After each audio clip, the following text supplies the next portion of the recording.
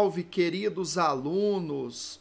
Nós vamos aproveitar que os cinemas estão vazios para assistir aulas de Química. Moçada, é com muito prazer que eu estou aqui para o nosso segundo Química Online. E eu gostaria de atender a solicitação de alguns alunos. Funções inorgânicas é um dos pilares da Química geral e tem sido um ponto de dificuldade de vários alunos, tanto no Enem quanto nos principais vestibulares do país. Então nós vamos dar início hoje no Química Online ao estudo dos ácidos, bases, sais, óxidos e reações inorgânicas. Te convido para essa aventura selvagem, agressiva, hostil. Vem comigo para essa primeira aula. Bom, galera, nós vamos dar início ao nosso curso de funções inorgânicas partindo dos ácidos diarrênios, tá? E eu queria dar início com vocês trabalhando a questão das propriedades gerais e classificação dos ácidos. Bom, todos sabemos que existem três teorias para funções inorgânicas, para acidez e basicidade. A teoria mais simples, que é a de Arrhenius, a teoria de Bronsted-Lowry e a teoria de Lewis. Nós vamos embasar o nosso curso na teoria de Arrhenius. Para Arrhenius, ácido é toda substância que em solução aquosa sofre ionização e libera como único cátion o íon H+. Bom, nós vamos ver que, na verdade, esse H+, é o H3O+, que é o hidrônio ou hidroxônio. Imagine um ácido genérico HX na presença de água, formando H3O+, mais o íon X-, ok? Moçadinha, no fundo, o que nós estamos assistindo aqui é uma reação química em que a água vai adotar o hidrogênio através de uma ligação dativa, formando o íon hidrônio ou hidroxônio. De uma forma simplificada, a gente vai escrever essa equação HX formando H+, mais X-. Para você entender melhor a conformatação desse íon hidrônio, o H+, ele seria, na verdade, um próton. Já que o hidrogênio tem um próton e um elétron, ao perder o elétron no rompimento da ligação, ele formaria ali, na verdade, um próton. Esse próton seria um orbital vazio. A água vai pegar um dos pares de elétrons não ligantes que ela tem, doar na forma de ligação dativa e formar esse íon, que tem uma geometria piramidal, conhecido como hidrônio ou hidroxônio. Então, quando a gente expressa o H+ numa reação química, na verdade, nós queremos expressar o hidrônio ou hidroxônio. Bom, galera, eu queria mostrar isso de uma forma mais clara para todos vocês. Nós temos que lembrar que os ácidos são compostos moleculares, ou seja, a ligação que compõe a estrutura dos ácidos é a ligação covalente, aquela ligação do compartilhamento de elétrons. Vamos partir do exemplo do ácido clorídrico, HCl. Então, o HCl seria uma molécula linear. Ao ser colocada em contato com a água, vai rolar um sentimento. Tudo bem, um sentimento, gente? Uma reação química em que esse HCl vai doar o H+ para a água, formando o hidrônio mais o íon cloreto. Essa reação química que nós estamos assistindo é a reação de ionização. Então, entender o que é a ionização? Compostos moleculares, quando formam íons em solução aquosa, eles estão, na verdade, sofrendo ionização. Os ácidos são substâncias capazes de ionizar quando em meio aquoso. Bom, nós poderíamos escrever essa equação no formato simplificado, simplesmente colocando HCl, formando H+, mais Cl-. Tá? Essa é uma reação de ionização, então, mostrando a acidez do HCl quando em meio aquoso, que é a característica marcante da teoria de Arrhenius. Bom, se nós tivéssemos aqui a liberação desse hidrogênio em água, que poderia ser percebida de forma experimental pela modificação do pH do meio, da condutividade do meio, nós vamos então caracterizar esse hidrogênio que foi liberado pelo ácido como hidrogênio ionizável, tá? Então o HCl, ele forma o hidrogênio ionizável quando sofre ionização. Se nós estivéssemos agora diante de um ácido que tivesse 2 hidrogênios ionizáveis, nós teríamos a ionização parcial. O ácido sulfúrico, ao entrar em contato com a água, formaria o hidrônio mais HSO4-, tá? Que esse ânion será conhecido como bisulfato ou hidrogênio sulfato. Vamos trabalhar a questão da nomenclatura mais à frente. Esse hidrogênio sulfato, ele ainda tem um hidrogênio ionizável. Ele estaria passível a uma segunda ionização, liberando outro H+, e formando o íon sulfato. Você está diante da ionização parcial do ácido sulfúrico. Se nós somássemos essas equações de ionização parcial, nós teríamos a equação de ionização total. Então, o ácido sulfúrico liberaria 2H+, que no caso aqui está aparecendo como hidrônio, e formaria o íon sulfato. Então, nesse caso, eu estou mostrando tanto a ionização parcial, que é a ionização gradativa de cada um dos H+, e a ionização total, tá?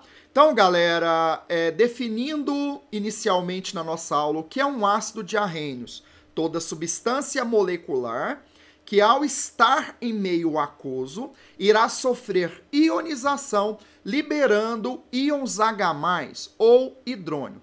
Esse hidrogênio liberado ficará conhecido como hidrogênio ionizável, ok?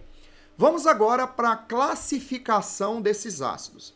A primeira classificação que vamos fazer é quanto à presença de oxigênio. Nós teremos ácidos com ausência de oxigênio, que serão conhecidos como hidrácidos. Exemplos: ácido clorídrico, ácido cianídrico, ácido bromídrico e ácido sulfídrico. Já dá para perceber a nomenclatura desses ácidos, que será trabalhada mais adiante, é a terminação hídrico, ok? Bom, quando o ácido possui oxigênio, nós vamos chamá-lo de oxiácido. Então, os oxiácidos são aqueles que apresentam o oxigênio em sua estrutura. São grandes exemplos o ácido nítrico, o ácido sulfúrico, o ácido fosfórico, o ácido carbônico. Gente, então uma primeira classificação bem simples, né? Você dizer aí se o ácido que você está avaliando possui ou não oxigênio, ok? Vamos para uma segunda classificação para os ácidos, que seria quanto ao número de hidrogênios ionizáveis. O ácido ele pode liberar de 1 a 4 hidrogênios ionizáveis. Caso ele libere um único hidrogênio, ele será chamado de monoácido. Algumas provas e alguns vestibulares tratam o monoácido como monoprótico, né, fazendo uma menção ao próton, que é o próprio H+. Bom, galera, observe. HCl, que é o ácido clorídrico, HCN, que é o ácido cianídrico, e o ácido nítrico, todos os três liberam um único H+, são então conhecidos como monoácidos. Agora nós temos uma exceção, até coloquei para você de cor diferente. H3PO2 é o ácido hipofosforoso. Olhando para a estrutura, nós temos 3 hidrogênios, mas experimentalmente foi comprovado que esse ácido libera um único hidrogênio quando está em solução aquosa. Portanto, ele tem que ser classificado a nível comportamental como um monoácido. Então, nós temos aqui uma exceção.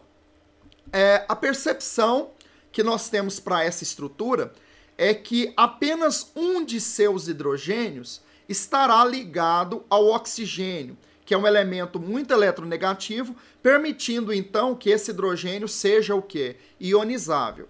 Então, na estrutura do ácido hipofosforoso, nós teremos 2 hidrogênios ligados diretamente ao fósforo.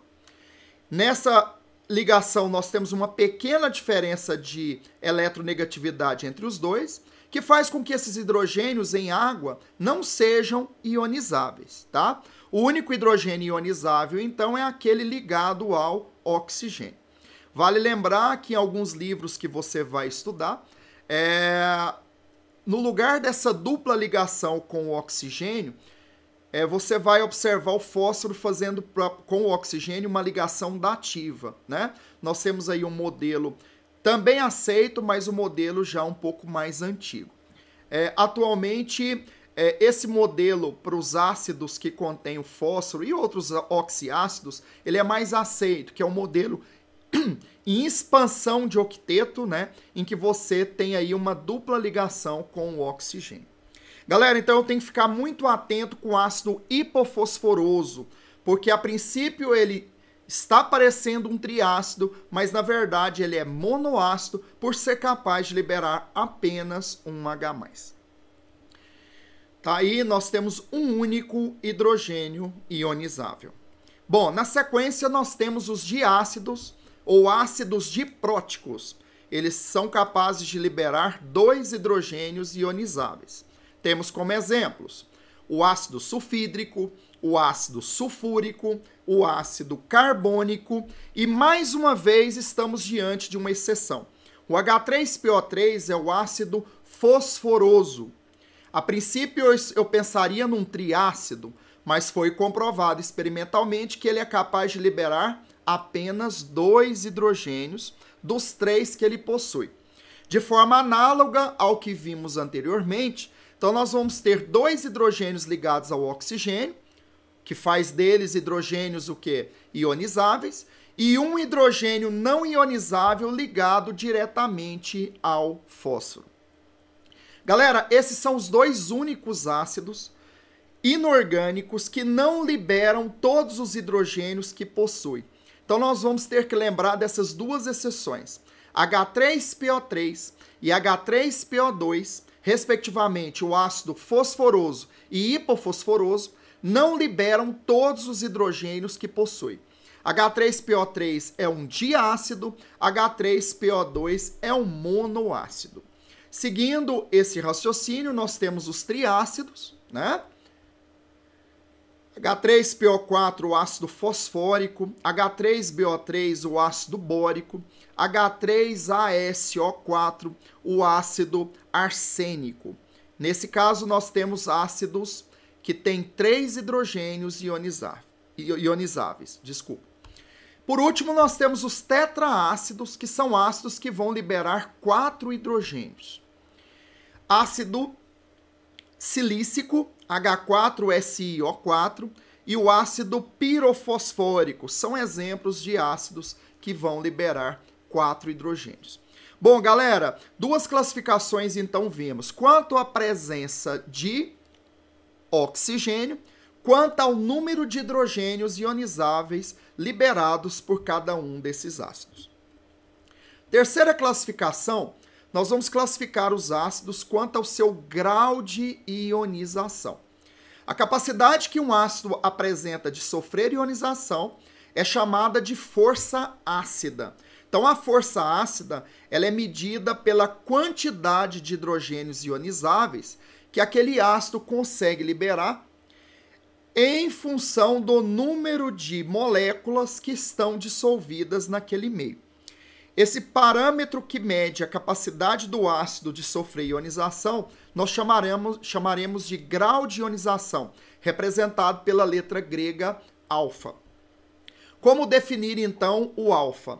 É o número de moléculas que ionizou sobre o número de moléculas totais dissolvidas.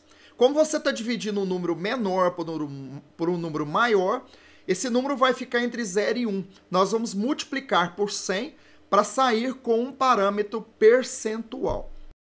Através do grau de ionização de um ácido, poderemos classificá-lo em forte, moderado ou fraco. Quando o grau de ionização é maior ou igual a 50%, o ácido é classificado como forte. Entre 5% e 50% ele é moderado, também conhecido à noite como semiforte. E quando o alfa é menor ou igual a 5%, a gente considera esse ácido como fraco.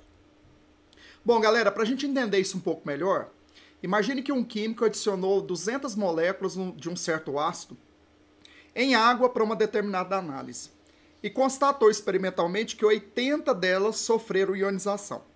Qual será a classificação para esse ácido em relação à sua força?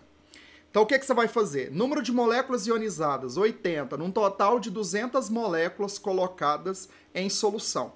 Então, você vai dividir o número de moléculas ionizadas pelo número de partículas totais, que seriam aquelas moléculas não ionizadas, e vamos multiplicar esse valor por 100, encontrando aí 40% de ionização.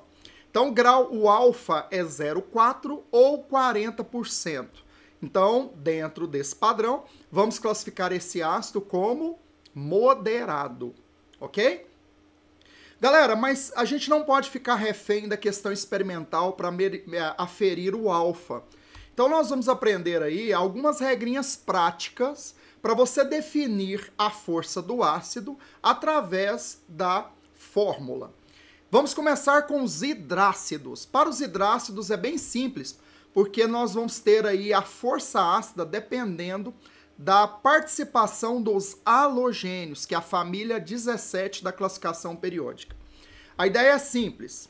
Nós temos como ácidos fortes os hidrácidos halogenados. A gente vai conhecer esses ácidos por halogenídricos, tá? Em função da terminologia utilizada para sua nomenclatura.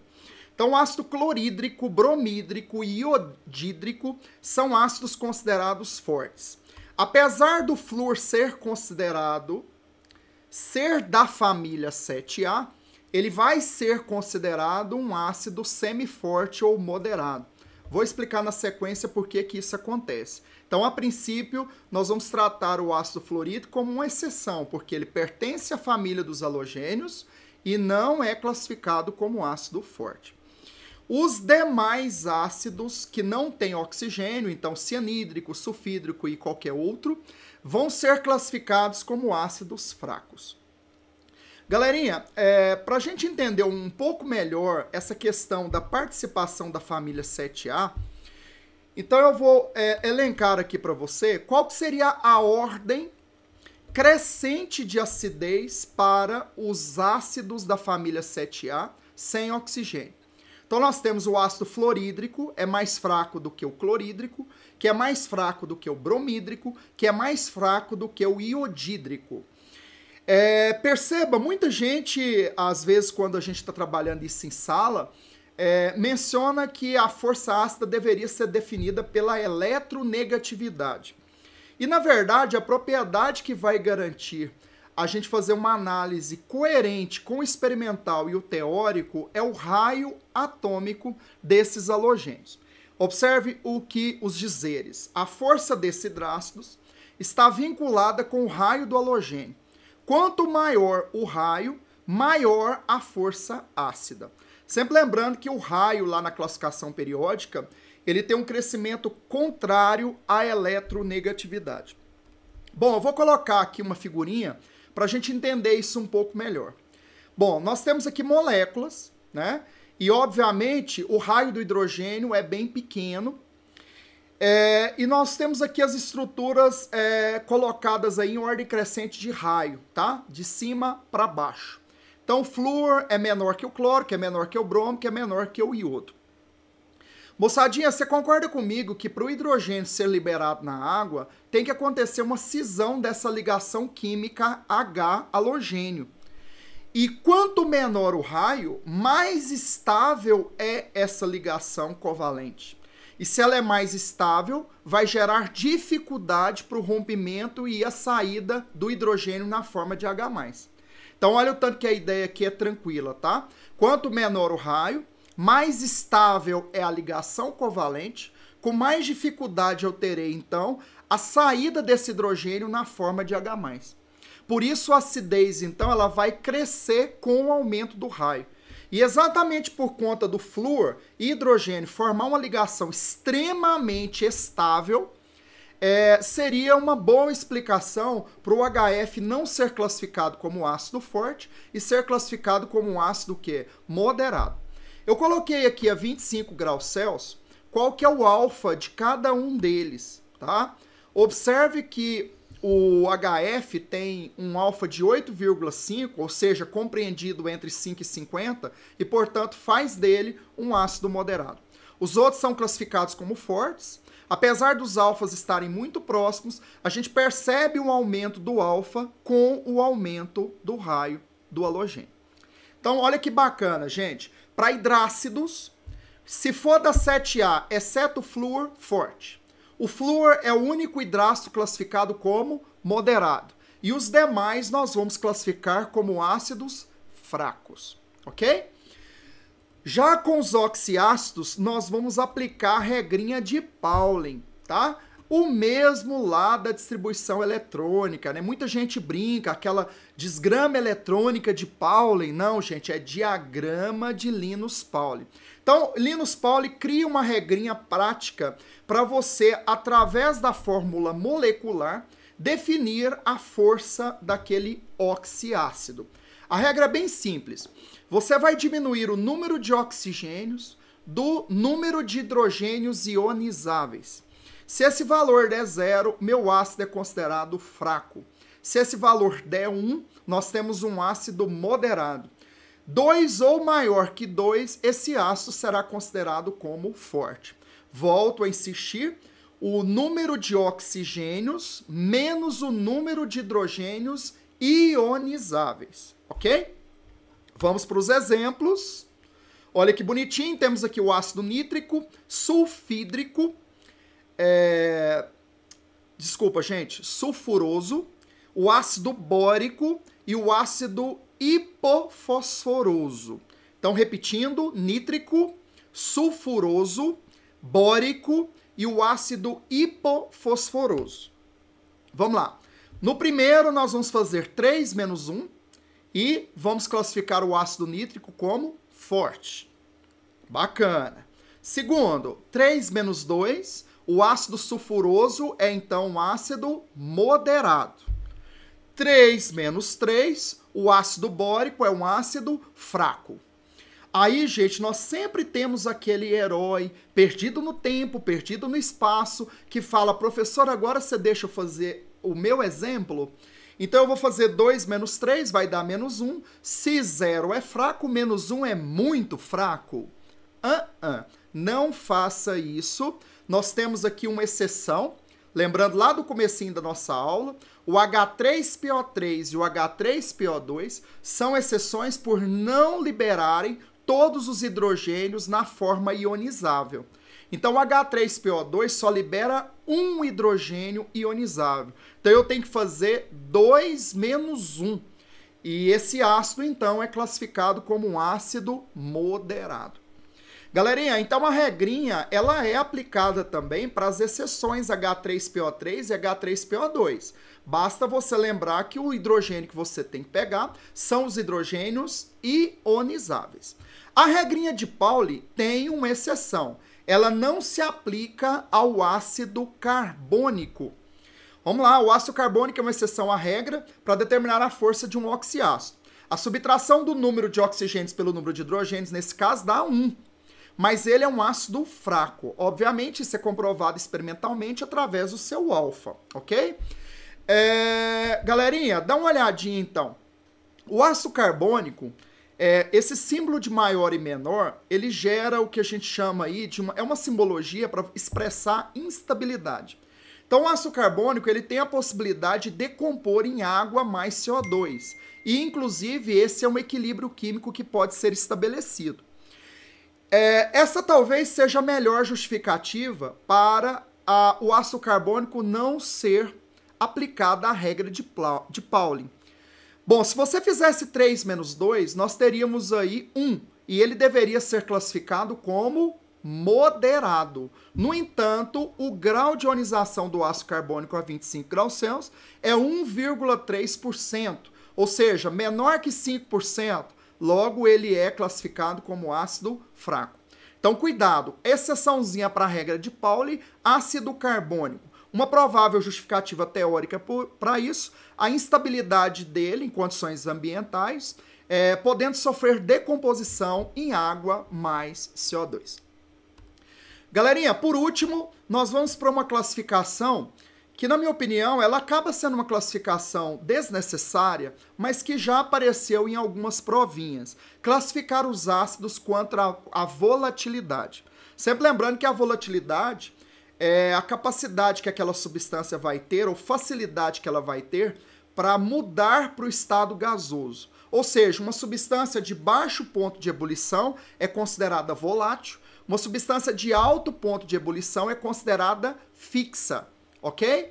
Bom, nesse caso aqui, gente, não tem muito o que fazer, porque as explicações, elas não são teóricas, elas são explicações experimentais. Então aqui, infelizmente, é aquela parte assim decorada. São considerados ácidos fixos, obviamente, aqueles que têm ponto de ebulição mais alto. Os ácidos considerados fixos são o sulfúrico, o bórico, o fosfórico. E aí eu acrescento mais uma dicasinha: todos os ácidos que apareceu o elemento fósforo, você pode considerar ele como fixo. Fosforoso, hipofosforoso, pirofosfórico e assim por diante. Os demais ácidos nós vamos classificar como ácidos voláteis, ok? Porque, gente, os ácidos são compostos moleculares, e se a gente pensar nas propriedades gerais dos compostos moleculares, são compostos que, quando comparado aos iônicos, metálicos e covalentes, possuem baixos pontos de ebulição e, portanto, devem ser considerados como eletrólitos, o quê? Eletrólitos voláteis, ok? Moçadinha, fica aqui então o meu abraço. Gostaria que você fizesse um resumo do que nós estudamos no dia de hoje, a questão de conceitos básicos e classificação dos ácidos, e vou te esperar para o nosso próximo encontro, em que estaremos tratando aí da nomenclatura e formulação dos ácidos. Espero que você tenha gostado. Fica aqui o meu abraço. Até a próxima.